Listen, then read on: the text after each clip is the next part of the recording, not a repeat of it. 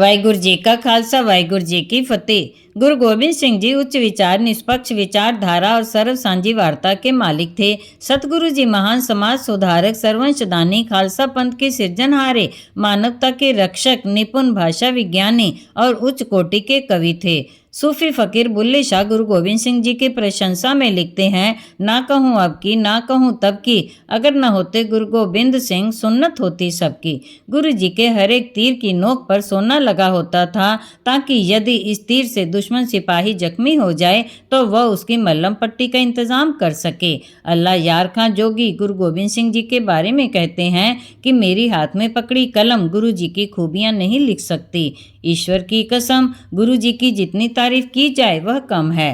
करतार की सौगंध है, नानक की कसम है, जितनी भी हो गोबिंद की तारीफ वह कम है। गुरु गोबिंद सिंह जी की शारीरिक यात्रा केवल 42 वर्ष की ही थी।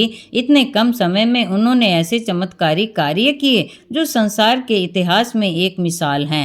आप जी ने सिख धर्म की रहत मर्यादा और सिखी स्वरूप निश्चित करके सिख धर्म की समाज में एक अलग पहचान कायम की।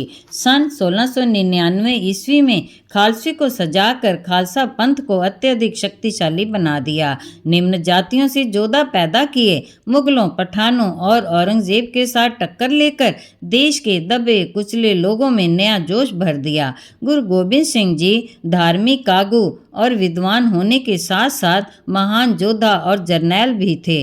गुरु साहेब को धर्म रक्षा के लिए 14 युद्ध लड़ने पड़े। भंगानी की पहली जंग आप जी ने 21 वर्ष की उम्र में लड़ी और जीत भी प्राप्त की। चमकौर साहब की जंग दुनिया के इतिहास में लाशानी जंग थी, जहां आप जी ने सिर्फ 40 सिंहों के साथ 10 लाख दुश्मनों की फौज से मुकाबला किया। गुरु नानक देव जी ने बाबर को जाबर कहकर जुल्म का विरोध किया था।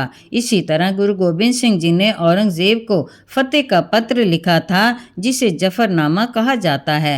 मानवता की रक्षा करने वाले कलगीधर पातशाह जी निर्भय और निर्वैर थे, जिसका प्रत्यक्ष प्रमाण बहादुर शाह को दिल्ली का बादशाह बनाने में मदद करना था। वाहिगुरु जी का खालसा, वाहिगुरु जी की फतेह।